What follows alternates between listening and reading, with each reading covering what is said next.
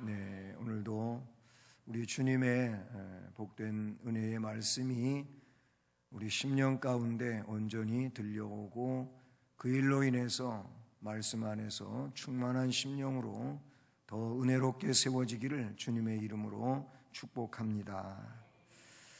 오늘 말씀 제목은 바울 사도의 배려에 대한 말씀을 생각해 보고자 하는 것입니다. 이 배려라고 하는 국어사전적 의미는 도와주려고 하거나 보살펴 주려고 하는, 그래서 마음 쓰는 그 내용을 말하는 겁니다. 도와주려고 하는 마음 또는 보살펴 주려고 마음 쓰는 거, 이게 국어사전적 배려의 뜻이 되는 것이죠. 그러니까 바울 사도가 이제 고린도서 신이니까 고린도 교회에 대해서 어떻게든 그 교회의 구성원이 된 지체들에 대해서 도와주려고 하고 보살펴서 그들의 믿음을 더 온전하게 견고하게 세우고자 하는 이런 배려함에 대한 말씀들을 우리가 살펴볼 수 있다는 것이죠.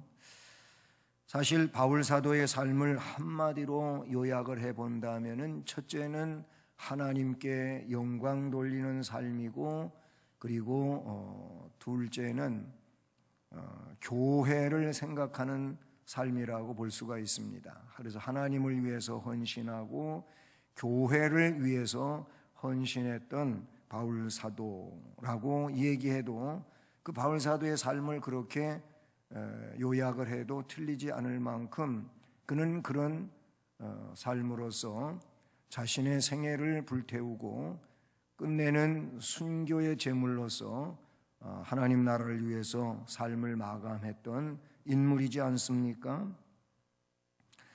자, 이런 내용은 성도들을 위해 그가 수많은 기도를 했다는 것, 교회를 위해서 온갖 어려움을 겪으면서도 그 사도의 사명을 끝까지 진실하게 감당했었다고 하는 것이 뒷받침하고 있는 것입니다. 자, 우선 그런 바울 사도의 배려를 우리가 생각해 보면서 이제 배려에 담겨져 있는 내용들을 몇 가지로 살펴보려고 합니다. 우선 바울 사도는 충정의 사람이었다. 충정, 이 충정이라고 하는 말은 충성스럽고 참된 정을 가지고 있다라는 거지요. 그는 정말 충성스러운 자였어요. 물론 그리스도를 알기 이전에 그가 율법주의자에 몸담고 있을 때에는 율법에 얼마만큼의 충정의 사람이었는지는 그가 스스로 증언하고 있지 않습니까? 그래서 자기는 히브리인 중에 히브리인이고, 그다음에 베냐민 지파 사람이고, 율법으로는 흠이 없는 자고, 율법에 있어서 열심을 가지고 이야기한다면 나보다 앞설 수 있는 사람은 아무도 없었다고 말하고, 그 열심이 너무 지나쳐가지고 율법을 저해하는 것 같은 사람은 눈뜨고 볼 수 없어서 쫓아다니면서 죽이기까지 하고, 스데반 죽였잖아요. 스데반 집사를 죽이는데 제일 앞장섰던 사람이 이 사울이에요. 그리고 다메섹에도 나사렛 예수를 구주로 믿는 사람이 많이 있어 유대교를 해친다고 하는 소문이 들려와가지고 거기 있는 사람도 모두 예수 믿지 못하게 하려고 대제사장에게 공문 받아가지고, 그래서 다메섹으로 예수 믿는 사람들 잡으러 가다가 예수님 만났던 사람이 사울이라는 말이죠.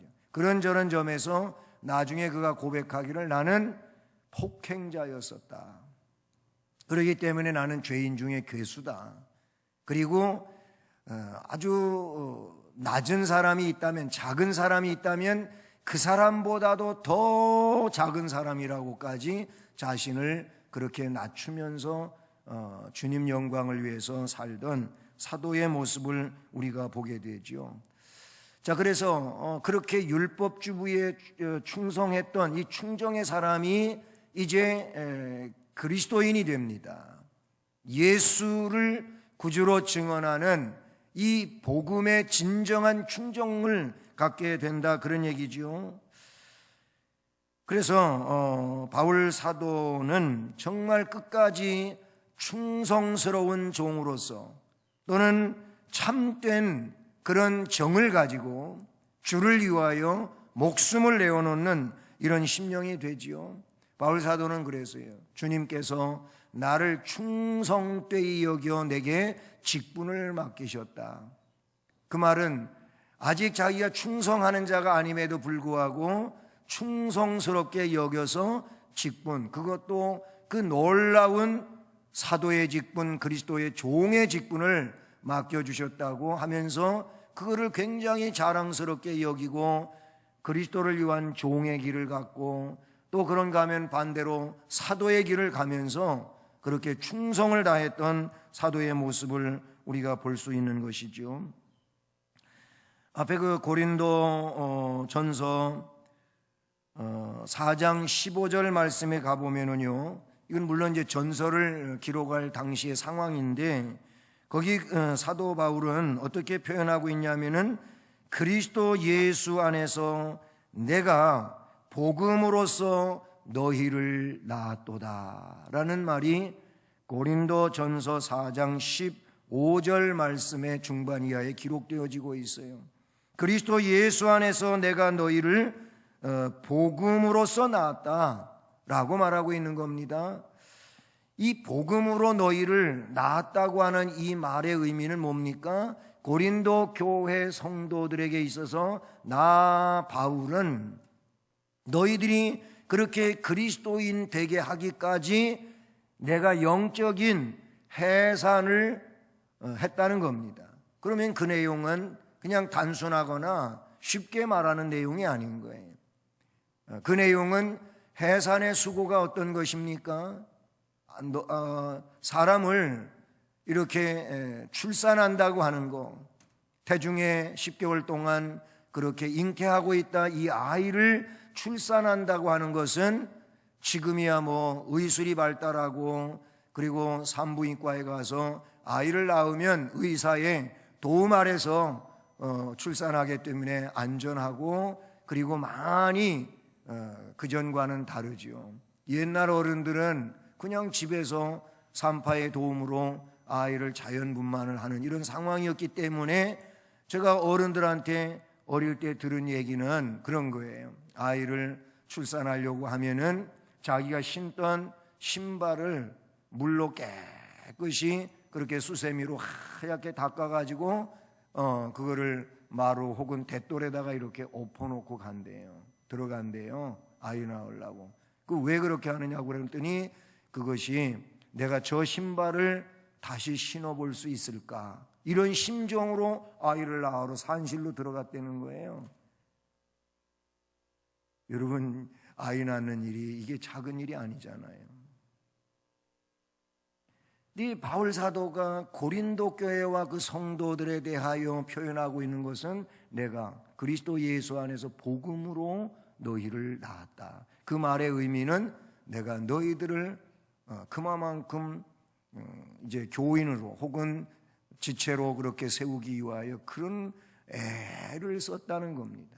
그러니 그렇게 성도를 세웠다면은, 성도가 되게 했다면은 그냥 또 그리고 나서는 아무 관계없이 방치되고 있는 상황은 아닌 것이죠. 그들을 어떻게든지 올바로 성도로서 성숙하게 세워가기 위하여 얼마나 많이 기도했겠습니까? 얼마나 많이 하나님 앞에 매달려 노력했겠습니까?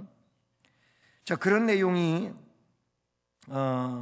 우리가 그 고린도후서 1장으로 와 보게 되면 15절 말씀에서 우리가 지난 시간에 살펴봤던 그런 내용 중에 있는데, 내가 이 확신을 가지고 너희로 2번 은혜를 얻게 하기 위하여 라는 그런 표현을 쓰고 있어요. 그래서 마게도냐로 갈 계획을 가지고 이제 이 고린도를 지나서 마게도냐로 갔다가 그리고 마게도냐에서 다시 귀환을 할 땐 고린도에 들려가지고 또 예루살렘으로 안디옥으로 귀환하는 이런 루트를 정했다는 거예요. 그 내용에서 두 번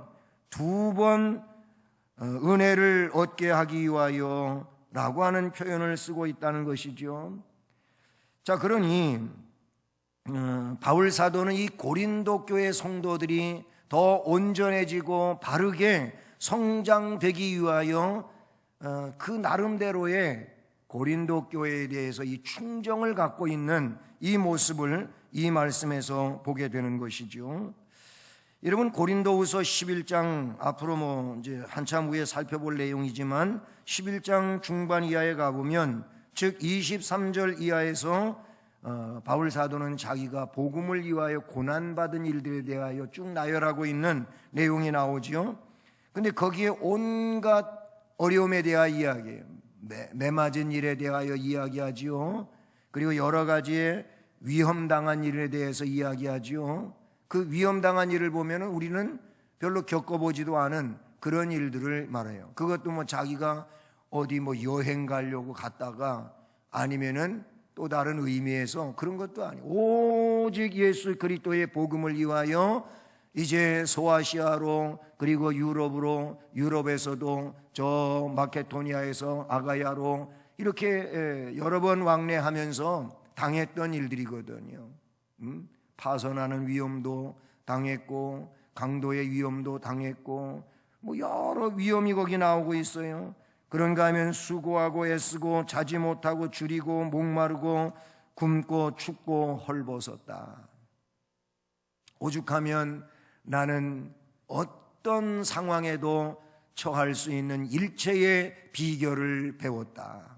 빈부, 빈한데도 처할 줄 알고 저 부한데도 처할 줄 알고 어디에 처하든지 그 상황 속에서 온전히 감사하며 기뻐하며 살 수 있는 그런 비결을 나는 이미 깨우쳤다.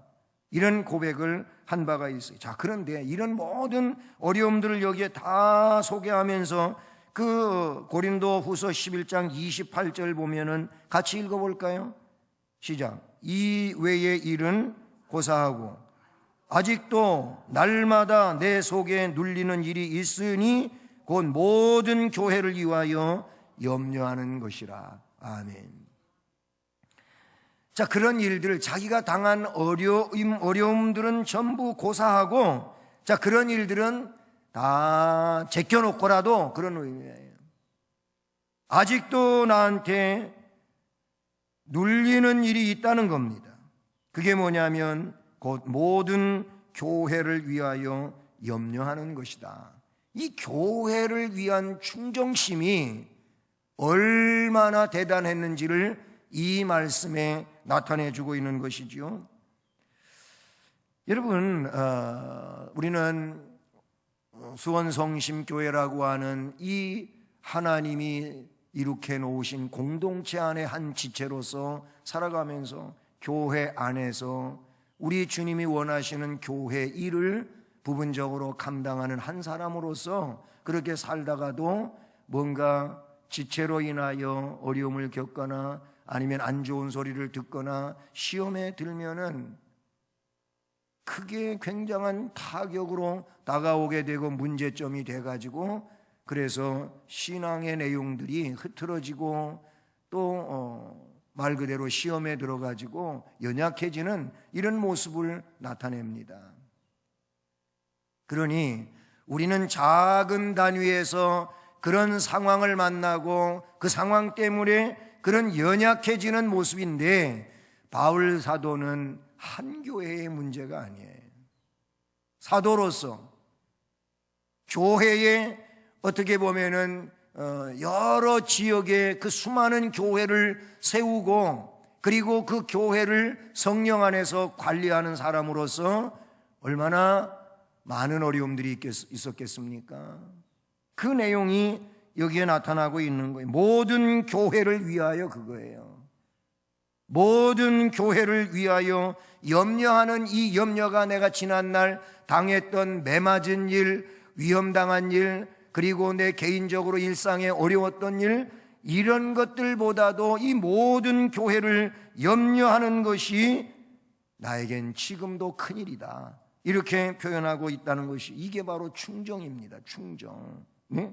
정말로 충성스러운 것이고, 그리고 정이 담겨져 있는 이 참된 정을 가지고 오매불망, 시종일관 그렇게 한결같이 그 길을 가고 있는 사도, 이것은 우리가 꼭 본받아야 할 어떤 신앙적 그 표본이고, 아니면 리더로서의 그런 위치에 있는 사도 바울을 우리는 본받아야 될 것이라고 생각하게 되는 것이죠.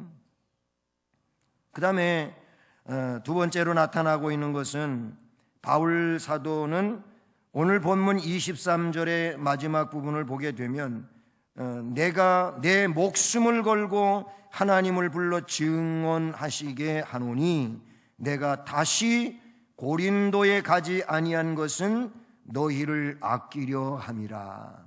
이미 앞에 15절에서 두 번 갈 계획을 세웠었는데 안 갔어요.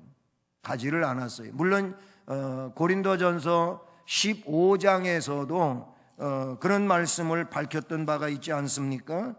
그런데 그렇게 하지를 않았어요. 그래서 그것 때문에 일구이언자다, 아니면 말한 대로 시행하지 않는 사람이다, 말을 경솔히 하는 사람이다, 별난 오해를 다 받았었단 말이죠.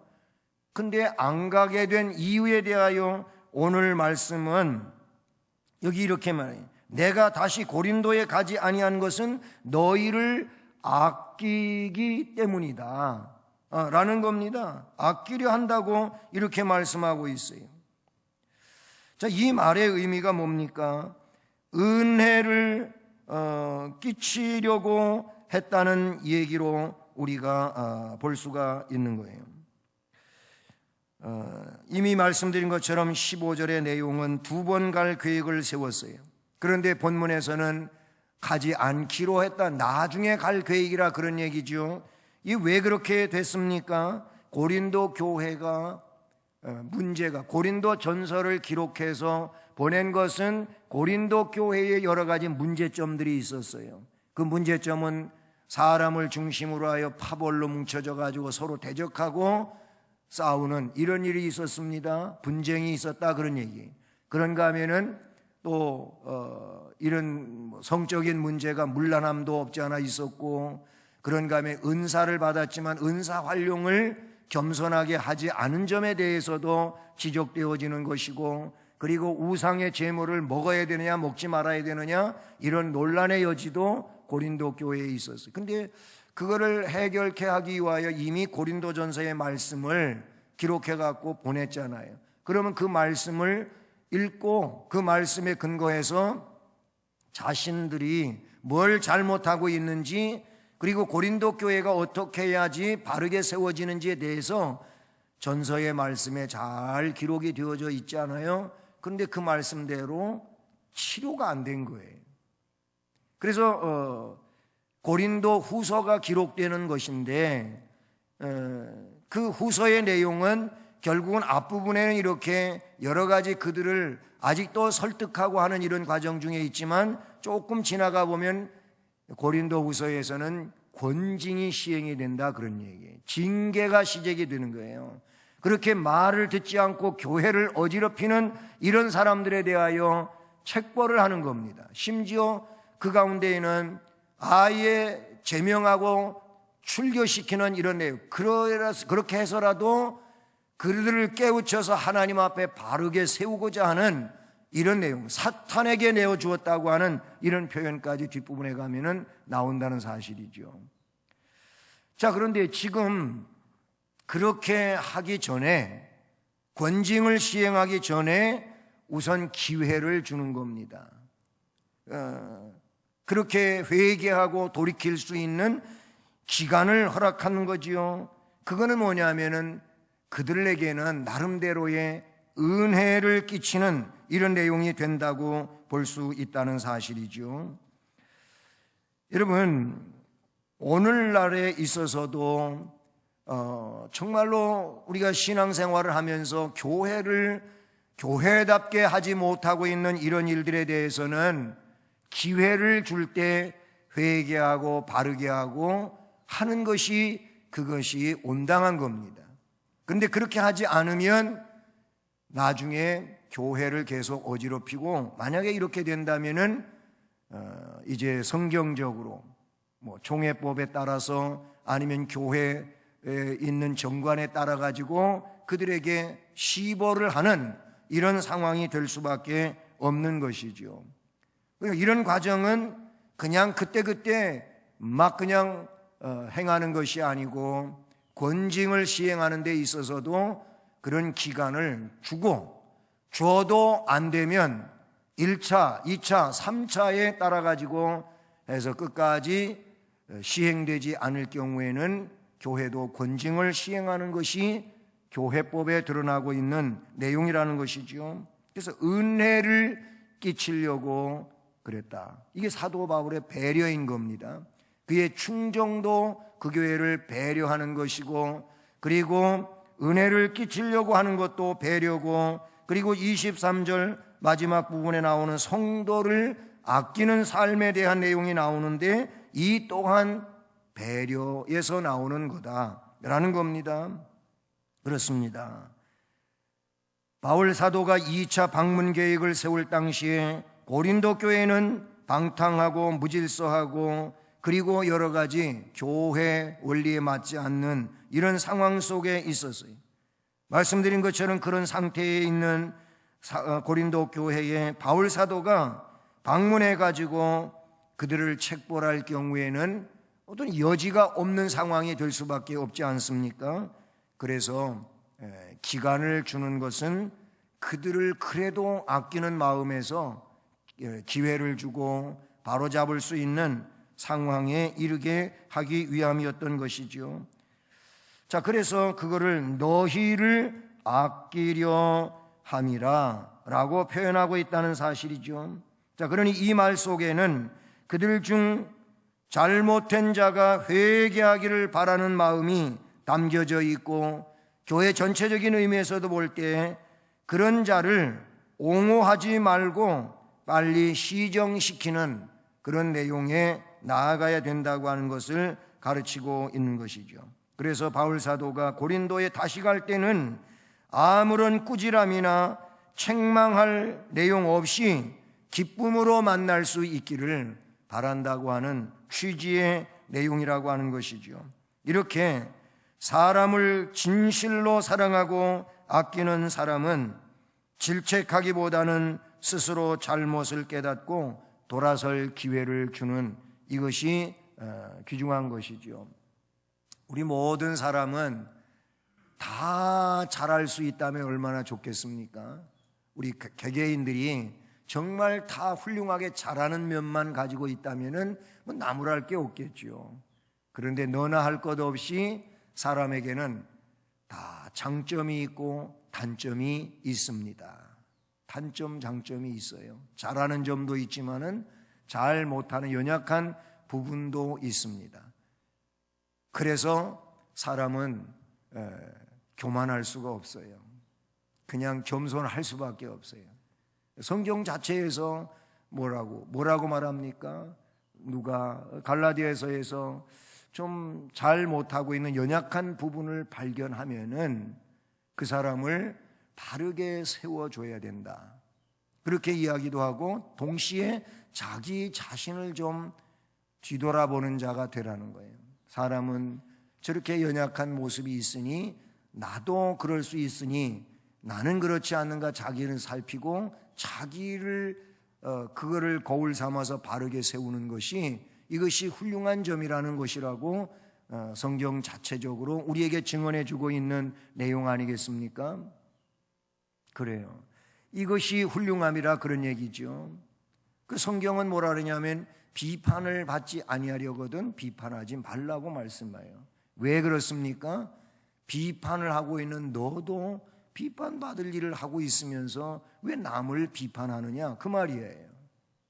예, 그러면서 거기에 너의 눈에 있는 들보부터 살펴봐라. 남의 눈에 있는 티를 보면서 들보를 가지고 있는 내가 밝히 볼 수 있는 자격도 없으면서 남에게 있는 조그만 것 가지고 그걸 가지고 감 나와라 배 나와라 그럴 수 있느냐라고 그런 얘기를 우리 주님이 말씀하시지 않았습니까? 우리 속담에도 뭐 묻은 개가 뭐 묻은 개 나무란다요. 지저분한 얘기는 안 할게요. 그래, 자기는 더 지저분하면서도 조금 지저분한 사람 가지고 그걸 가지고 자기에 대해서는 자기 자신이 굉장히 관대하고 남에 대해서는 아주 엄격한 도덕적인 잣대를 들이대면서 이야기하는, 이거는 어리석은 거예요. 정말 모자라는 거예요. 그렇게 하면 안 되잖아요. 우리는 상대를 배려해야 되는 거예요. 그가 그런 위치에서 약한 상태에서 더 성장되도록 도와줘야 돼요. 아까 배려에 대한 말을 했잖아요.